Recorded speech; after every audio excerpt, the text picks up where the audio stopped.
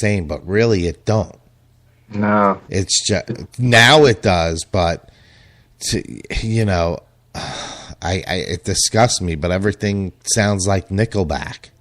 Yes. It's on yes, that they range. found that mold, and they found that sound, and now they know that the TD Boppers love that. And don't get me wrong, I mean, they want to sell records. I get it. Right, that's the whole purpose. What really kind of gets or jabs at me more is you've got all these guys claiming that they're this, that, and the best thing since sliced bread. I'll give you an example. Kanye, he walks around like his you-know-what don't stink, and then you hear him at a show, and he's trying to do a vocal. The guy can't even sing. Right. I love like when you see how do you go out there and put a video out there and say you're a musical genius? Why? Because you programmed a couple of beats? Yeah, I program beats, but I'm not sitting there just looping it. I spend the time and push and pull and try to make it sound as close to a drum I can, because when I had my drum kit, I wasn't good enough to sit there and just, all right, let me go record the drums. I'm probably going to have to record a click track anyway. So let's just program drums and be done with it, right? And then you hear him, he's like, well, yeah, I do my own beats. I'm like, why don't you get behind a kit? At least I know I can get behind the kit and keep a groove and get the feel I want. I can play around with it. Who is this guy? He's another Jay-Z, and I'm not going to take anything from Jay-Z, but again, they packaged it and regurgitated somebody else's song, and I'm rich. Well, who cares? Right. That's the thing is they're not musicians anymore. That whole element in making everything so easy and accessible. I have this conversation all the time. He's an artist. I mean, he's not a musician, so I love the little things when I see on Facebook that he's writing his own beats, and then you see the guy from Iron Maiden, and he's like, "Yeah, that's cute," and he's behind. Oh no, it was Kurt. Yeah. There's probably a bunch of them, but that's what makes the music industry difficult today.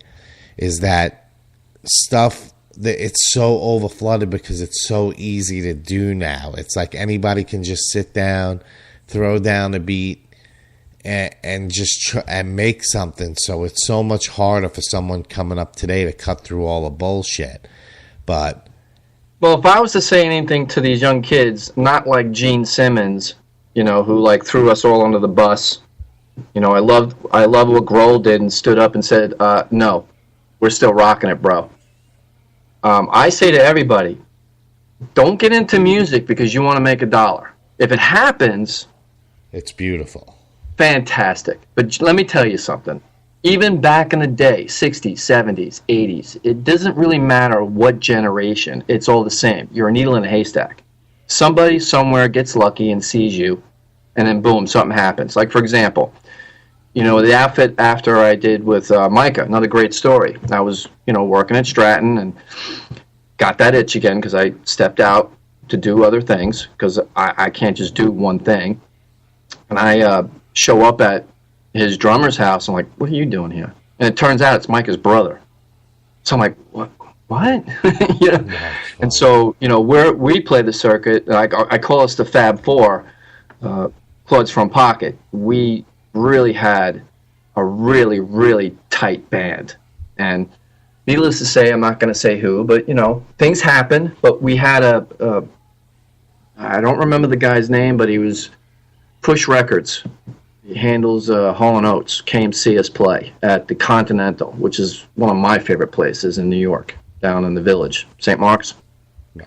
And it was just the right capacity where if you pack it in there and you see everybody jumping up and down, it's like it feels like the floor is moving on you.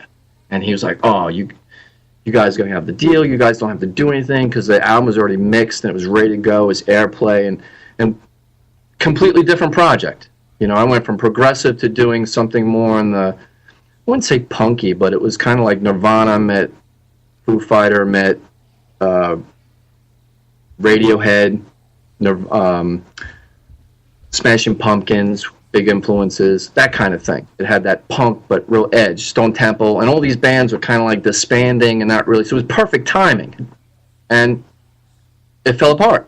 The guy didn't like what he saw and moved on. So, anybody who's a musician and you're learning your instrument, whatever it is, I say, learn it the way you want to learn it. You don't have to be Van Halen. You could be what you want, but go out there and play and stump, fumble, sound like you know what, suck, but go and try and have some fun and let music influence you that touches your heart. And that's really what it's about. To us, when we were kids, music meant everything. Today, the kids think it's old to them. That's a shame. Yeah, it's just something they go out and put on their phone or whatever is a novelty that week. But right, and i.e., you take a look at what's being sent to them, they eat it. They don't know it's not good. Right. They don't know any better. Right, and it's like, I'm not saying, at least, video games have a lot to do with it too. I mean, as far that they get caught up in this, it's mesmerizing. I mean, if I was a kid, I probably would have done it too. I mean, I'm not a video game person really, but I mean, you see the Rock Band. I remember seeing this kid in Best Buy. I mean, he had this long black hair down to his ass, and that's what he's playing. And I'm like, dude.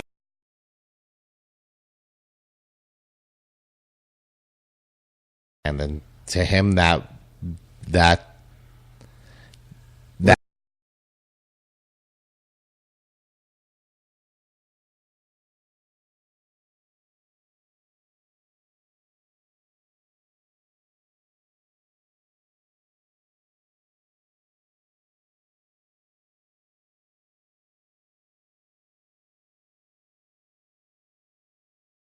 Best Buy. I don't know where I lost you there. I think it was a bandwidth problem on my side, to be honest with you. That's been happening lately. So it just seems like only when I do the show.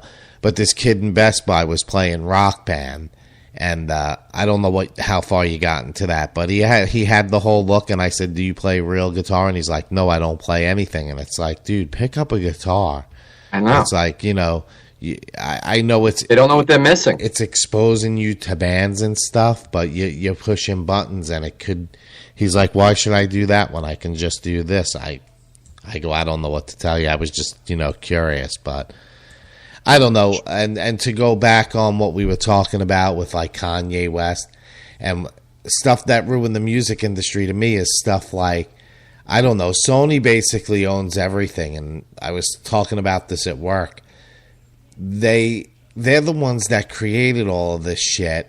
They created a burnable CD. They created the CDR, and then you expect people not to bootleg the stuff. It's just crazy, and that's what made it difficult. But what made you make the transition from being in New York down to North Carolina? Well, as you know, when you get older, things get tougher and tougher, and I found that trying to put another package together in New York really wasn't feasible. It's very expensive to live up there right now. The economy was kind of starting to slug itself out. As a matter of fact, I was a manager at a sign company out in Long Island. Business was getting slow. My license for my broker was going to run up, so I said, let me get registered. A guy that I had trained in the business had his own BD, so I went and got re-registered. And, we always like to look for, buyout opportunities, and we started looking into the banking industry, and believe it or not, Roslyn Bank was the only one that didn't have any subprime debt, and we looked at each other and go, uh-oh. And sure enough, 2008 comes, and, the wind blew, and everybody lost everything. But, it was tough. So my best friend that I've known since fourth grade, my buddy Ricky, he had moved down here, a few years back. I think it was right around 2001, around that time, 2001, he moved down here. And I would come down every Thanksgiving. He's like, come on. I'm like, yeah, the opportunity's got to present itself. So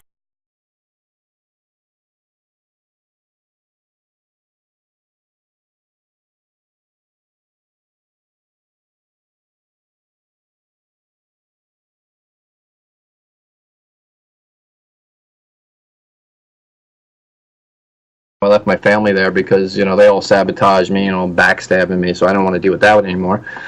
I had been seeing a girl here in Charlotte, and, we were hitting it off, and I had never met anybody like that. And so I came back, moved in, we got married, of course, and I started working on some music while I had the downtime, while I was, scouting, see what else I could do as a career, and finished this album, which I'm pretty proud about. And the rest is history, So the internet's kind of like my conduit. And like I said, whenever I got the itch to go and do a gig, there's plenty of places where I can do an open mic, and it's real simple. I grab the guitar and say, "Hey, honey, see ya." Right. No. Yeah. Is the album something that took you a long time to put together, or did you just do it all in one shot? No, I had a lot of pieces like kind of written, nothing recorded. So it was just a matter of starting to structure some, the beats and get those drums down so I can start putting the layering down. When I write, because I really don't write on bass unless I'm in a band project and I just say, okay, follow me, right, and do of course.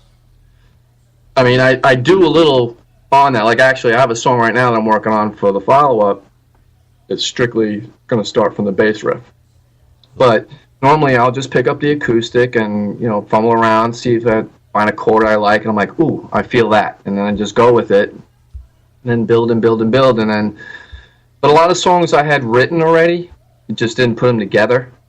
It was composed in my head. It's just a matter of getting it down, recording it. So while I had the downtime, one day at a time, you do one thing, and before you know it, you got 5-6 tracks, drum tracks. You start doing some guitars and start doing your layering, and then you come up with some cool bass riffs, and you get all that done, and you start working on vocal lines. And the one thing I like about my record is I don't use any effects.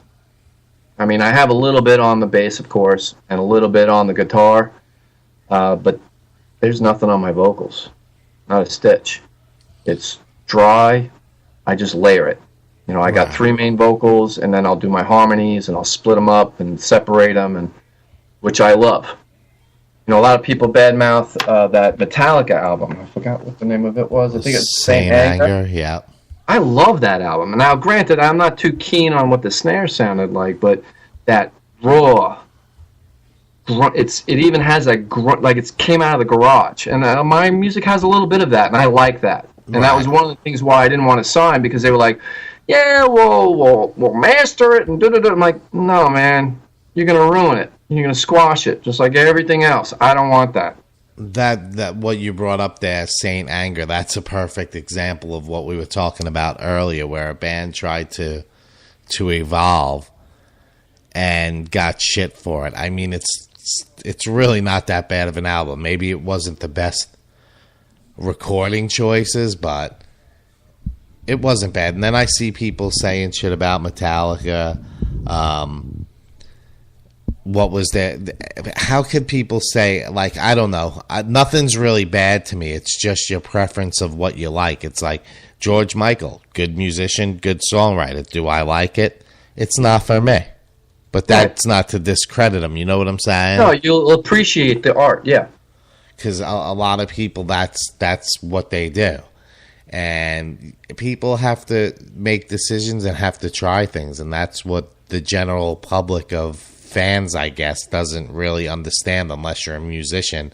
A lot of musicians have to be creative. They have to find something different to do, and that's where people don't grasp that. They expect everything to stay the same. But then you got guys like Marilyn Manson or David Bowie that you expect to change. And then if they don't, or they do something similar to what they've done before, then they get shit for it.